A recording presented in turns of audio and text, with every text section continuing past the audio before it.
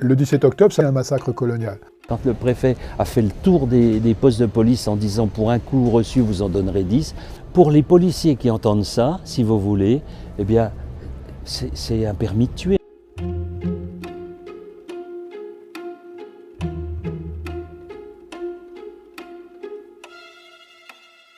Le 17 octobre 1961, quelques dizaines de milliers d'Algériens sortent pour répondre à un appel de la Fédération de France du FLN à braver, à boycotter un couvre-feu qui leur a été imposé à eux et à eux seuls, ceux qu'on appelle les Français musulmans d'Algérie à ce moment-là, par le gouvernement de Michel Debré et le préfet de police Maurice Papon.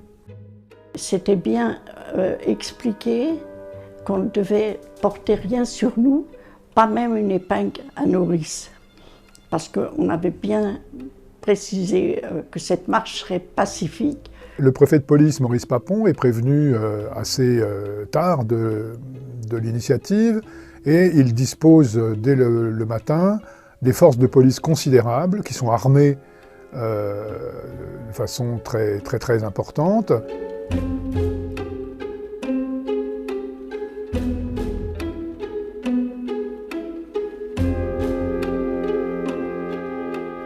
Le premier événement du 17 octobre, c'est d'abord une des plus grandes raves de l'histoire de France, puisque selon la préfecture de police, en quelques heures, ce sont 11 500 manifestants qui sont embarqués. C'est considérable.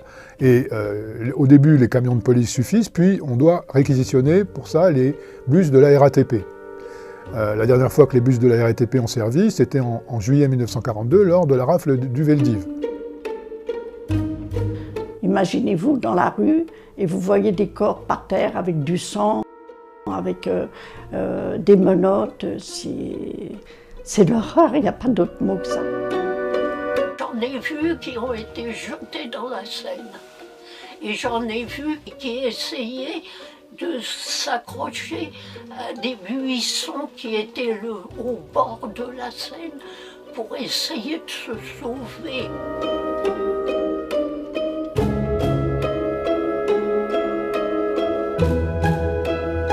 Dans la nuit même du 17 au 18 octobre, sans attendre du tout la fin des événements, Maurice Papon sort un communiqué de presse qui dit qu'il y a eu 3 morts.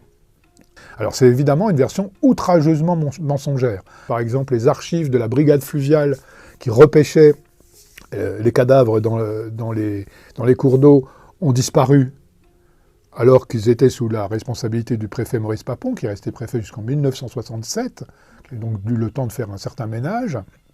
Eh bien, on comprend que le bilan exact, on ne le connaîtra jamais.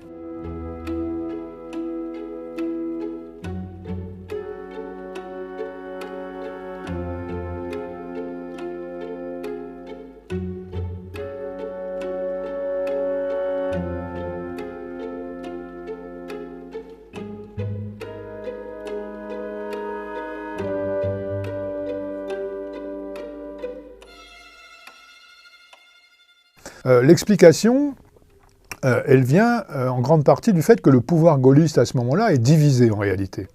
Parce que De Gaulle négociait avec le FLN, mais à Matignon, il y a Michel Debré, qui lui est un partisan farouche de l'Algérie française, et lui fait tout ce qu'il peut pour gêner ces négociations. Il a écarté par exemple un ministre de la Justice qui était extrêmement favorable à la négociation, qui s'appelait Edmond Michelet. Il a écarté un ministre de l'Intérieur et il les a remplacés par des gens qui sont des durs, alors notamment Roger Frey au ministère de l'Intérieur, et puis il y a Maurice Papon qui fait partie du même camp. C'est un pacificateur colonial qui est là parce qu'il a appris, d'abord au Maroc, puis en Algérie, à réprimer férocement le nationalisme nord-africain.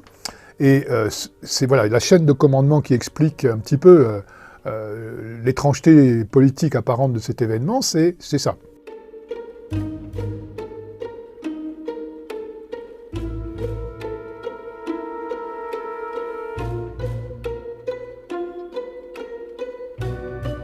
Il faut quand même imaginer qu'entre 1958 et novembre 1961, il y a 47 policiers de la préfecture de police qui sont tués, 47 tués et 137 qui sont blessés.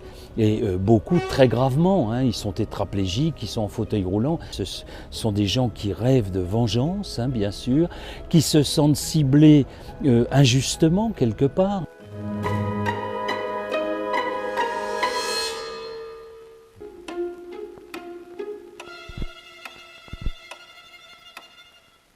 Papon, quelques jours avant, a fait une tournée des postes de police, et c'est là qu'il tient sa fameuse phrase, hein, pour un coup reçu, vous en donnerez 10, etc.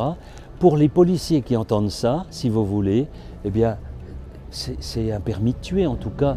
Il n'y aura pas de conséquences, quelle que soit votre attitude.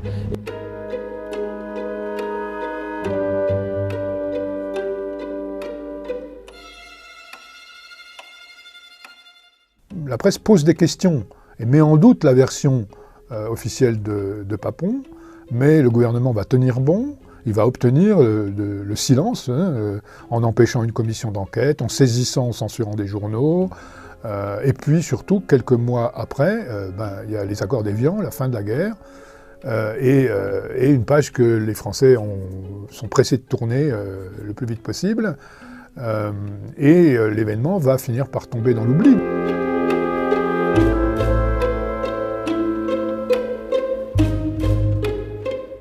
Il se lance dans la collecte de témoignages très nombreux.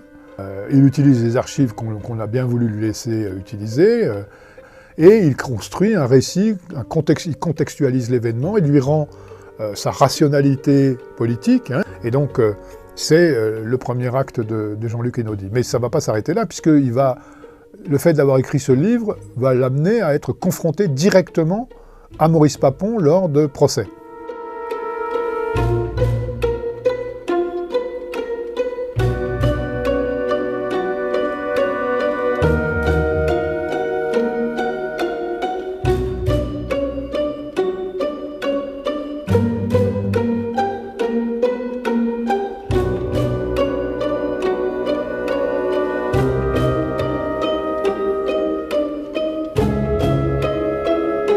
La revendication aujourd'hui, comme à l'époque, c'est qu'il y a une parole qui reconnaisse nettement donc cette affaire comme un crime d'État.